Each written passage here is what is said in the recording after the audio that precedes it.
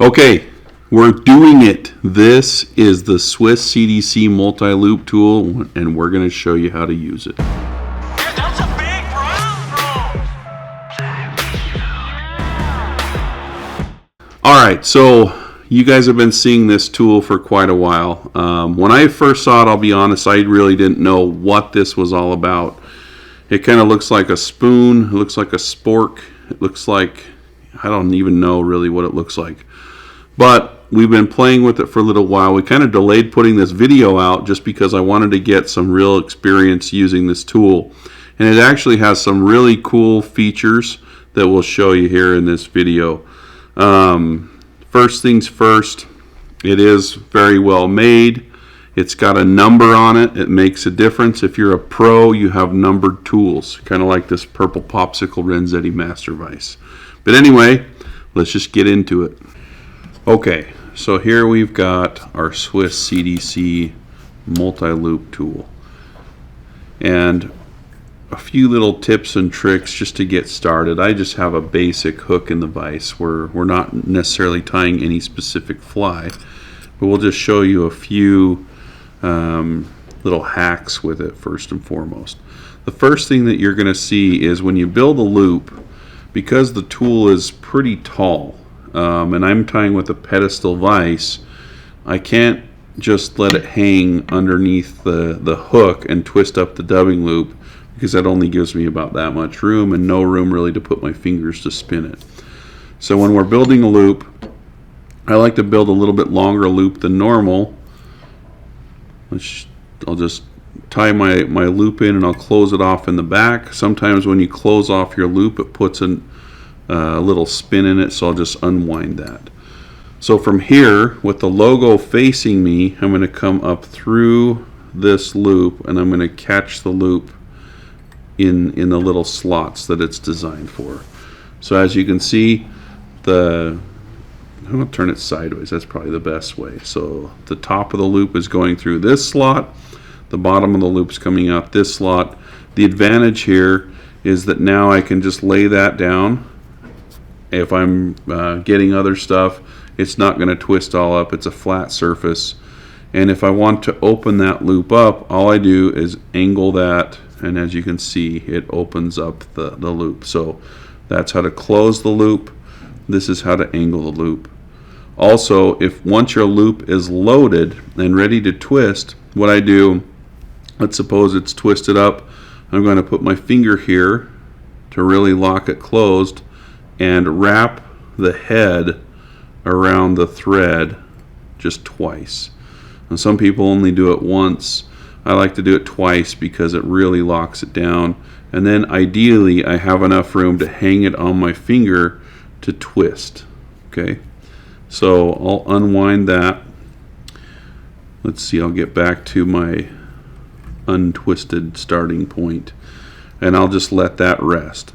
So I need both hands to be able to use the clip to get some CDC. So it's key that these don't twist all up, because then you spend a lot of time unwinding it. So here's my CDC. I just have two pieces of Swiss CDC. I'll clamp it down and trim off the stems. So I've got a healthy chunk of CDC in there. What I'm going to do now is I can just grab that and open this back up. Now if this were a smaller loop, one of the cool things about this tool is if I need to get this clamp close to my dubbing loop tool, I can go all the way behind it if I needed to. And because they're both flat, they kind of pair up nicely. But I'll put this up close to the top of the loop. I'll drop my CDC in. Like I said before, I'm just going to wrap this around twice. And the knob at the bottom is critical because it gives you a surface to really put a really fast spin on it. One quick spin with it and we've got our CDC completely wrapped up, and I'm ready to apply that to the hook. You could use either the tool for that, or as I have here, I just have the rotary tool and I can apply the CDC to the hook. Now let's say I've tied that off, tied a fly that looks like Lance tied it, kind of scraggly and ugly, but it will catch fish. the best way to get the thread out of here that I found is you just stick your fingers down in this little hole, or you stick your scissors down in the little hole and just take the whole loop and pull it upward, and then you're clean and ready to go for the next loop. Okay, now we're going to build a dubbing loop. So I'm going to start the same way I did with the CDC.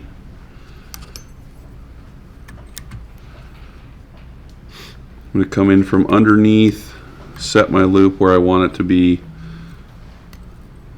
rest my loop, and I've got some mega semi-seal. These are pretty long fibers.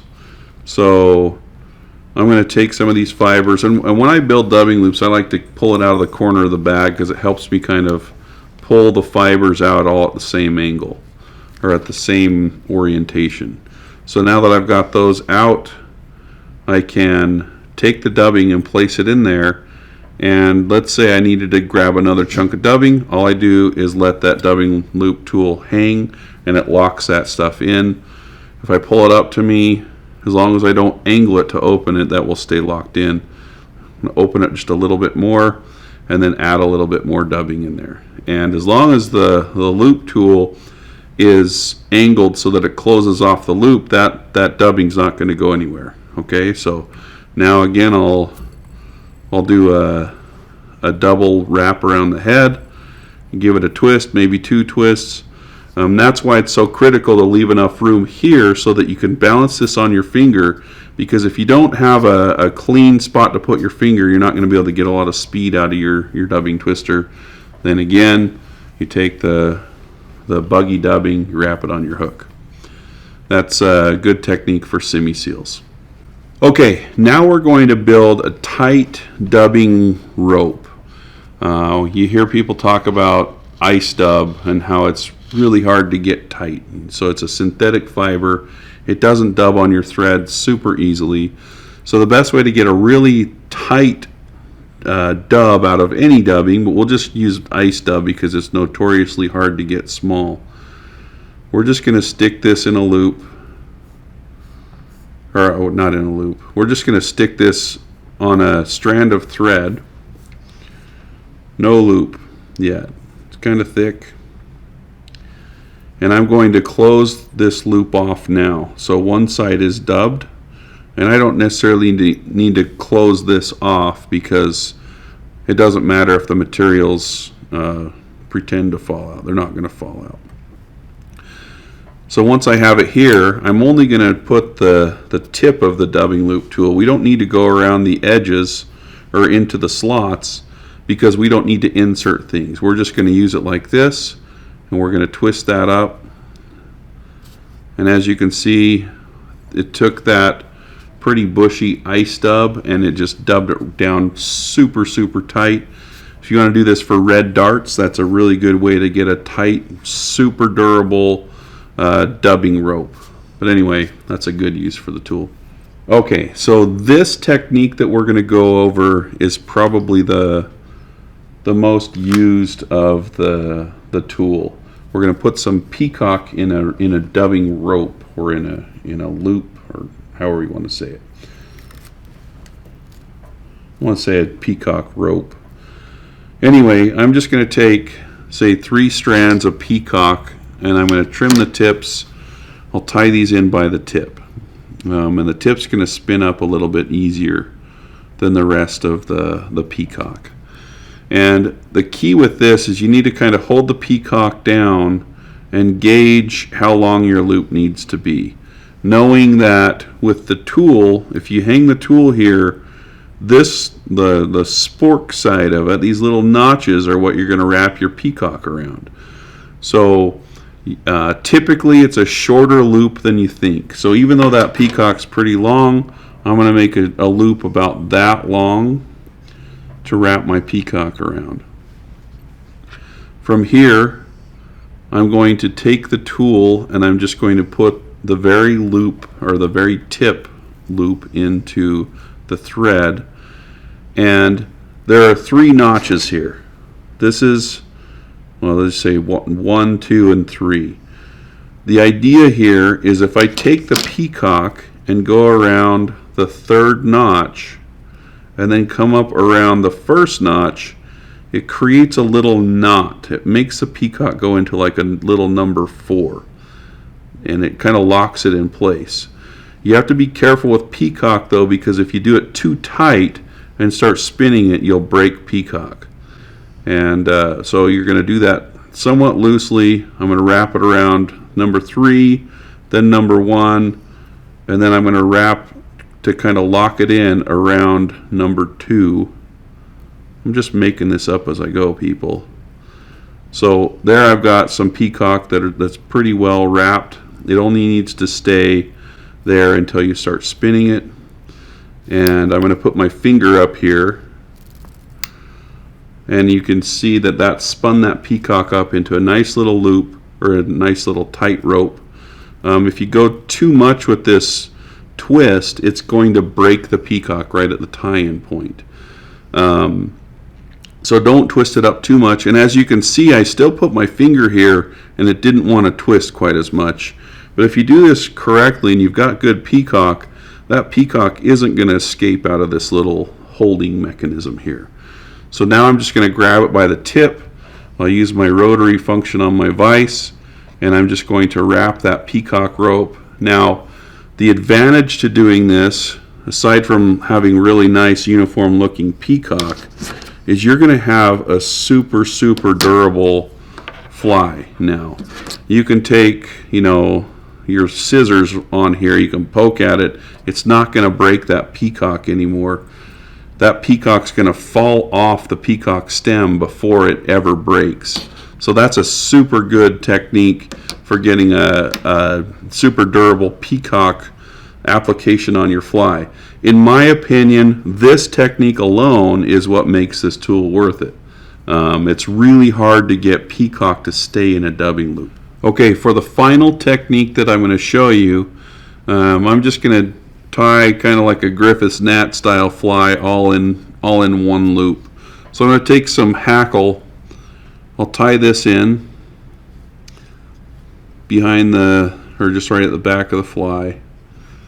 And then I kind of want to have a tight rope of dubbing. You could do the same Peacock trick with this, but I'm going to opt for dubbing on this one.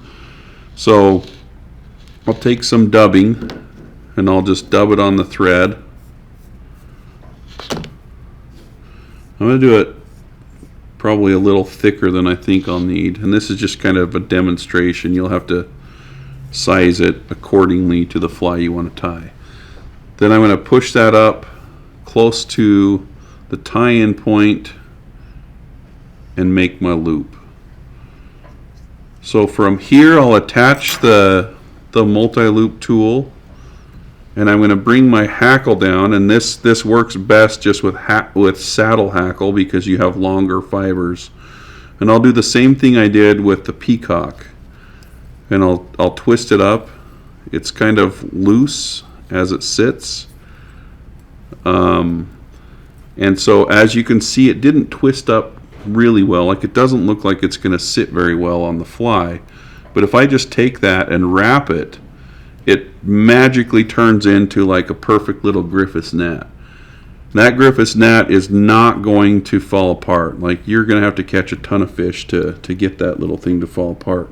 So anyway, that's how to incorporate hackle into a dubbing loop. We'll trim that off and pretend like we're going to tie a nice fly out of it. Anyway, that's it. Okay, so there you have it. It's up to you. Is this worth 45 bucks? I think so. It's very well made. It's going to last forever. But now you know what it does. I'm taller than Brigham.